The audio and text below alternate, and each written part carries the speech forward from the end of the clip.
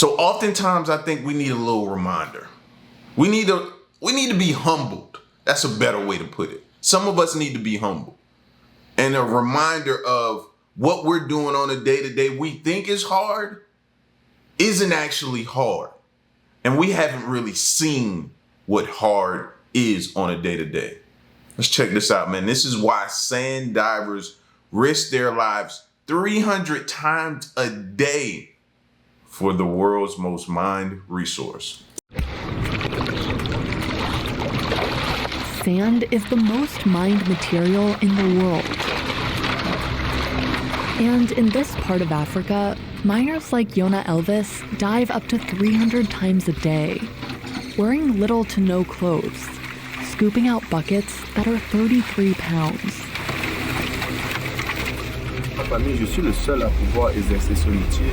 Personne d'autre n'a eu le courage de le faire. 60% of the sand used in concrete around the world comes from riverbeds like this one in Cameroon.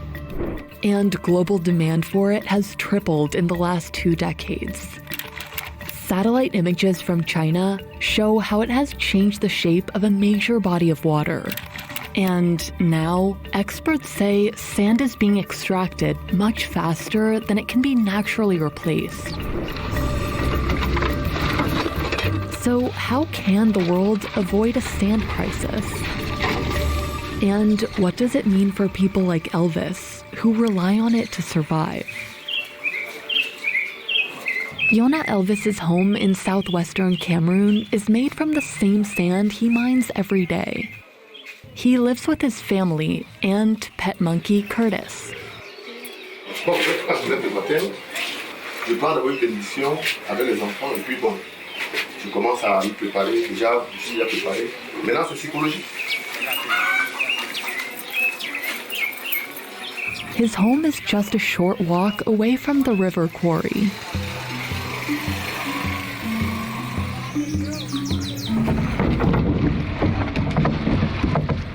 There, he meets up with his diving partner, Njombi. They can look out for each other in case of emergencies. C'est un métier qui nécessite la force, le courage, la persévérance. Donc ces 3 éléments, quand vous les avez, exercer notre métier me paraît peu difficile. The Wari is one of Cameroon's largest rivers, flowing for nearly 100 miles. It's known as the River of Prawns, but fishermen are seeing a decline due to sand mining.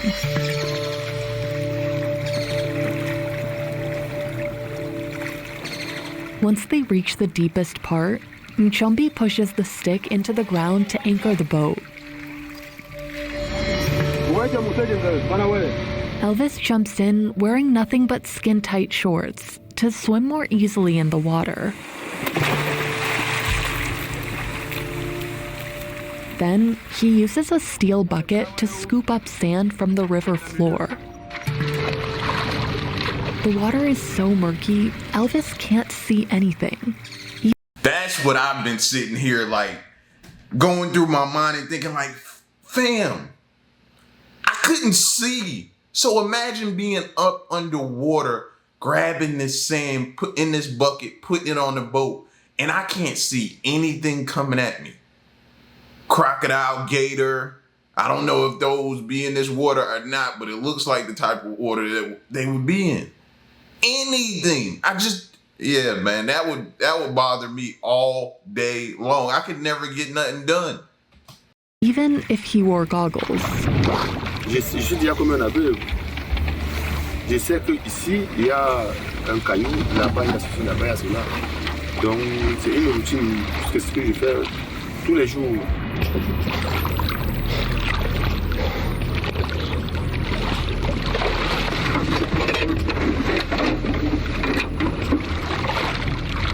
After 12 years, he says he's mastered the art of controlling his breath and conserving his energy. Yeah, because I would imagine, bro, when you start your day, you got that burst of energy, but each bucket that you go down and fill has to get harder and harder each time. Je peux retenir mon souffle dans l'eau. je dirais même à plus d'une minute. Mais quand je suis en train de travailler, le rythme devient autrement. Parce qu'il va falloir une rapidité, c'est des entrées, des sorties, entrées, des sorties.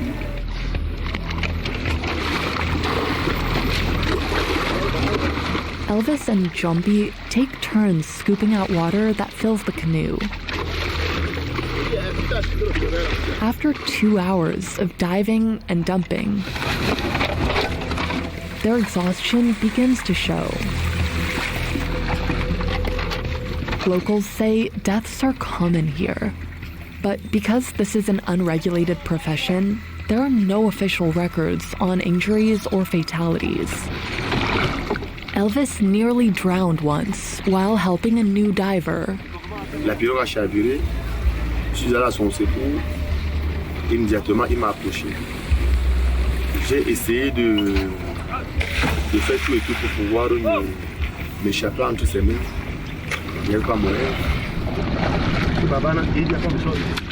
Yeah, bro, I learned that long time ago. You seen somebody in the water drowning, fam? And I'm not saying don't go save them, but you need to be prepared to hit them or punch them or do something. You got to be prepared because like you see in those like rescue schools or those rescue swimmer schools and stuff like that, they tell you, bro, you might have to hit them to get them off you. Because they're so trying to get up that they'll push you under, they'll hold on to you, they'll weigh you down, and now you're sucking in all this water. You could drown, bro. Like, yeah. I always remember that from like that. I think it was the movie The Guardian. You see the rescue swimmers and they go through the things and they show you, yeah, bro, you might have to knock them out. By the end of Elvis's 4-hour shift, he has excavated 9 tons of wet sand. That's equal to the weight of 2 African elephants. His boss, who owns the canoe, will sell this sand to local contractors and pay each of them about $12 a day. It's more than Elvis can make from fishing, but it's barely enough to afford 3 meals a day. Elvis and his family of 4 scrape by on this salary. Mon rêve, n'est-ce pas, dans ce métier, c'est pouvoir travailler, économiser un peu d'argent, chercher quoi faire d'autre, pouvoir, n'est-ce pas, entretenir ma petite famille.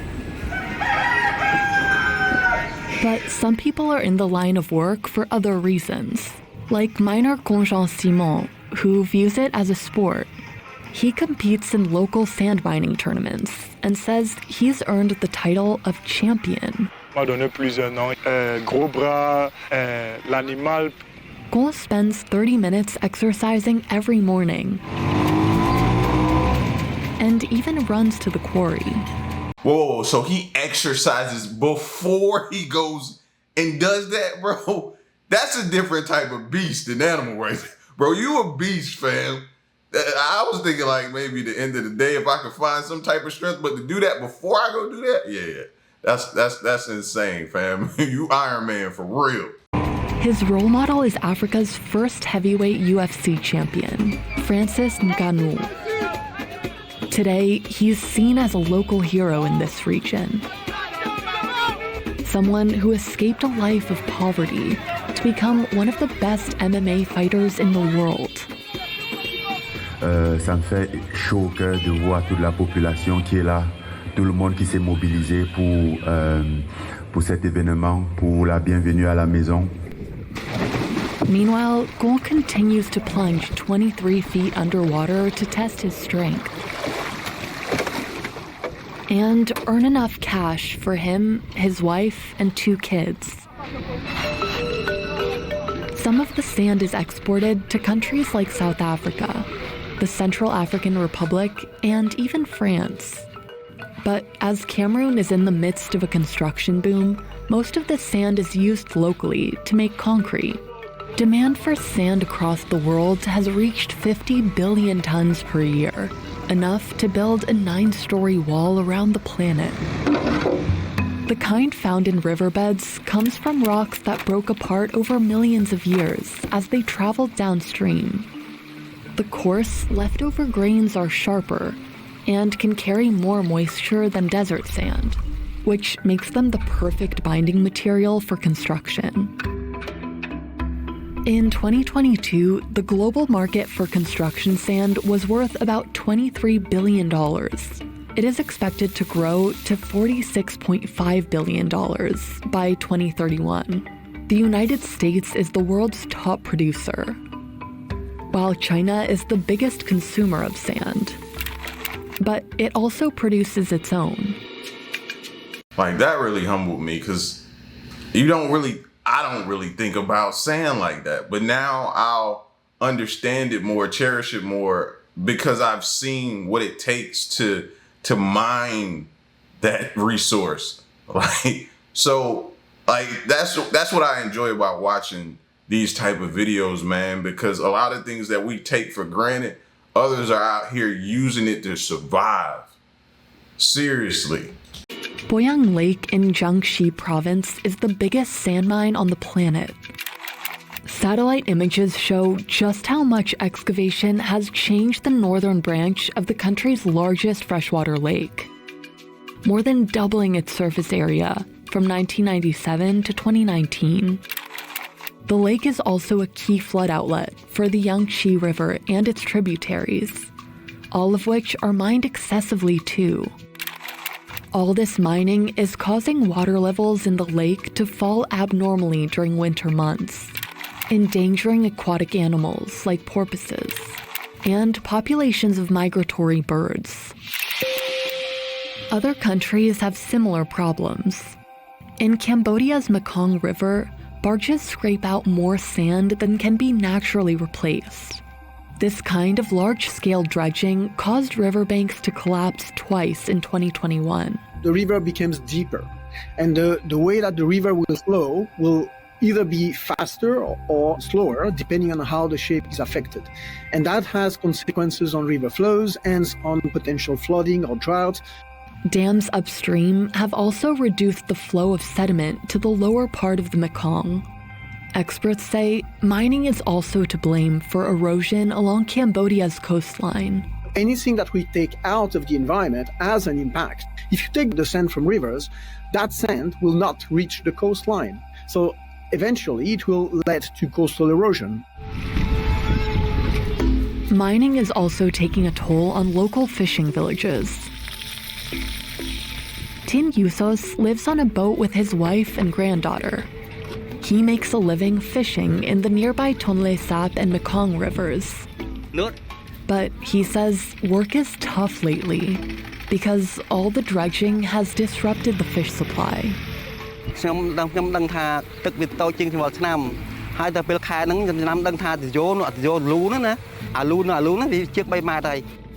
And because of the receding water, imagine the type of mental effect that would have on me, knowing I'm out here trying to do what I can to survive by mining this sand. But at the same time, I know it's affecting others because of the water level drop and the fish is scarce now. Like, I know I got to do it to survive, but at the same time, I don't want to affect them. That's not what I'm doing it for. So it's like, not only am I doing, but man, that would mess me up so badly to think about that, bro. Especially if you got a good heart. If not, then you just out there doing what you need to do to survive. And I get that at the same sense, you know?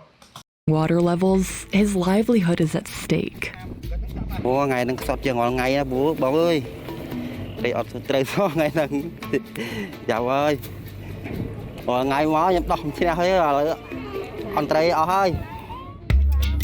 But here in Cambodia's capital, sand is fueling a housing boom. Since 2003, developers have filled in 60% of Phnom Penh lakes with sand to create prime real estate for villas and shopping malls. But people who have lived and worked on these lakes for decades now face eviction as trucks full of sand and gravel get closer and closer to their homes. Cambodia also exports sand. UN data for the past decade shows the country sent $27 million worth to countries like Singapore, Thailand, and China. Rapid urbanization around the world is what's driving up demand. In India, 25 to 30 people are migrating every minute from rural areas to cities. By 2030, the country's urban population is likely to reach 600 million. And they will all need housing. So India is excavating sand too. Here, miners extract it from the Becky River, using basic equipment. It's polluting the water and destroying riverbeds and fish populations. But for some, mining for sand is as valuable as finding gold. And many work illegally in dangerous conditions because the money is worth it. They can earn up to $15 for a boatload of sand, which is 4 times the average daily wage in India. Now, sand is being mined faster than it can be replaced through natural geological processes. So, some companies are now manufacturing it to help reduce the impact on rivers and lakes. They crush bedrock, often from old construction sites or demolition waste. This creates particles about the same size as sand. They're filtered and washed to remove impurities like silt or clay, which can damage concrete. That's why experts say manufactured sand is even better than natural sand for building. But crushing and grinding M-sand can pollute surrounding soil and water. And it's more cost-effective because it's often produced closer to construction sites, bringing down the cost of transportation. But back in Cameroon, people still continue to mine from riverbeds. Si, n'est-ce pas, une technologie venait apprendre le métier, apprendre ce métier pour pouvoir extraire du sable, c'est que la plupart de nous,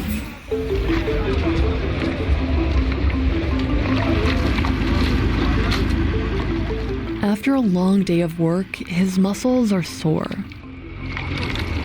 So he kicks back and relaxes with his colleagues at the local bar. la chose que j'aime le plus dans mon métier, moi je dirais, c'est mon entourage. Mon entourage. And he brightens up when he thinks about what really motivates him to do this work. Mon moment préféré de la journée, je dirais, dès mon retour, quand je suis à la maison avec ma petite famille. Mon frère, c'est comment?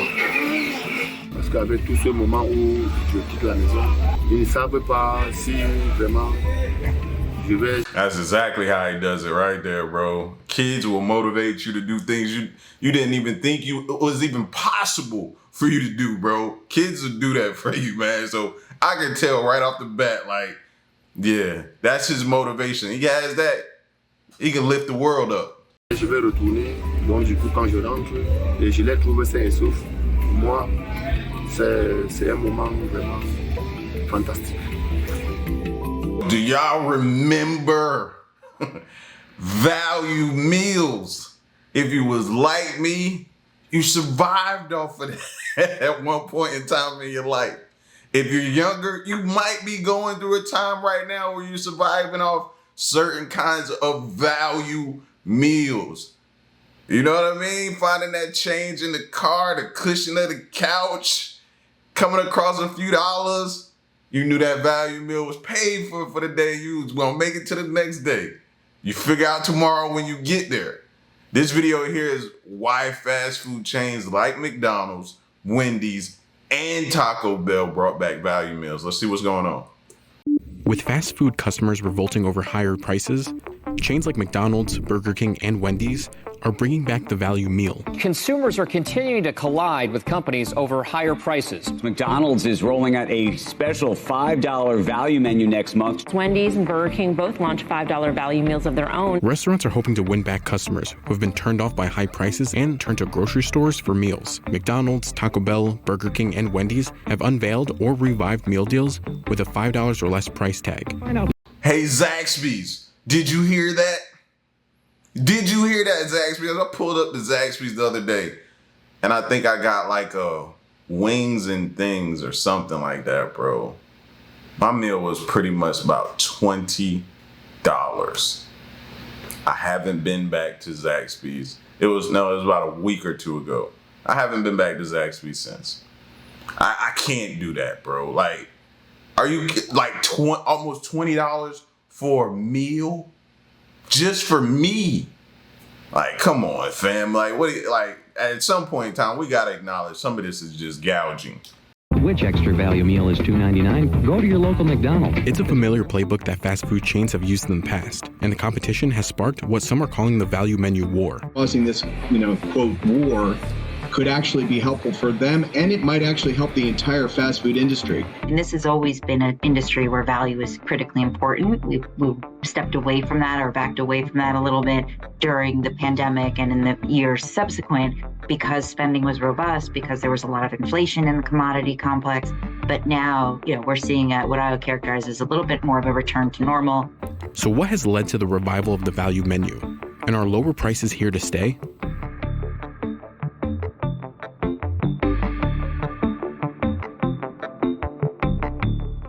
With the price of fast food skyrocketing, cash-strapped consumers have pulled back on their restaurant spend. You go back to where we were in 2019, our costs in the U.S. have gone up 40% in our restaurants. And Since 2019, costs are up 40%. Wow. And prices are up. Pricing is up correspondingly. As of August 2024, prices for food away from home rose over 27% since 2019. In the U.S., McDonald's same-store sales fell 0.7% in the second quarter of 2024.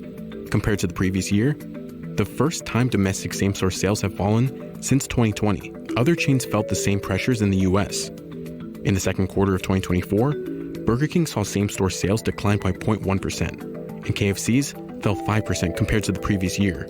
Higher wages have also been a factor. Labor costs in states like California and New York further pinch tight margins. Well, I would consider the $5 menu sort of chapter one of a multi-chapter value playbook that we're going to be writing. And that is continued through the end of August. McDonald's has said it's seeing traffic increase as a result, and investors are buying in. The company's stock has been moving up since reporting earnings in late July. Taco Bell led the value menu wars, launching its Cravings menu back in January. Value is working for them, but it's really, again, to quote McDonald's, it's a knife fight out there. The value meals are only an entry point to customers to return and potentially buy more items not found on the discounted menu. Yeah, but that also depends on portion size. Portion size has already been a thing or has been an issue. People have not been happy with the portion size that they're getting for the amount of money they've been paying. So if you scale back on the cost of what we're gonna pay for and you bring back the value meal and the cost is low, what type of portion size are we gonna be receiving with that? I'm not expecting no super size, but I'm also not expecting like a handful of fries or just like 4 or 5 fries and that's it. Mess around and give you a half-eaten burger.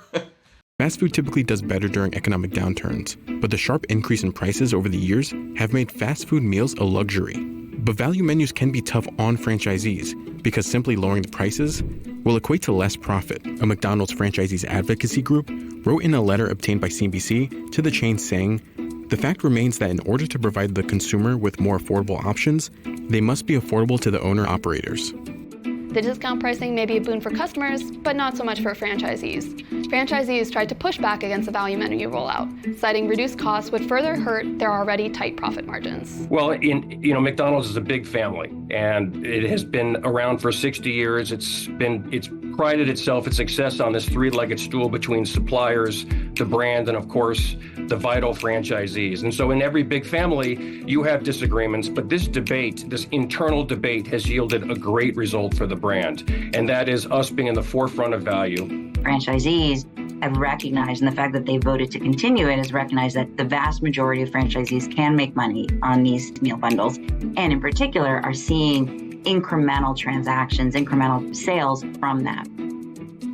In addition, they're looking at other value constructs that will be more of a permanent solution. So there's a lot of gates to go through here. So whether it's buy one, get one for $1 or for $5, they need to find a value solution here in the near term.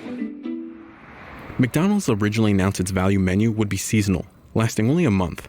It later decided to extend the deals. Analysts in the street alike expect these deals to remain in some form far longer to continue to attract the value-driven consumer. We're working with the franchisees in the U.S. to get a broader value construct in place. And so what we're working on right now with the franchisees is what's next. I'd consider the $5 meal a bridge value program, and then what we'll be doing is putting in place a more permanent value program, much like we had previously. Some restaurant analysts expect value menus to slowly disappear as they normally do, but in their place will remain meal deals like Wendy's popular 4 for $4 or Taco Bell's Cravings Box. It's just going to be a consistent battle for market share. I wouldn't expect dramatic changes in results from 2Q to 3Q, just given the demand environment. And so what we're really going to be looking for is which restaurants, which companies can resonate most with consumers and therefore outpace the rest of the industry.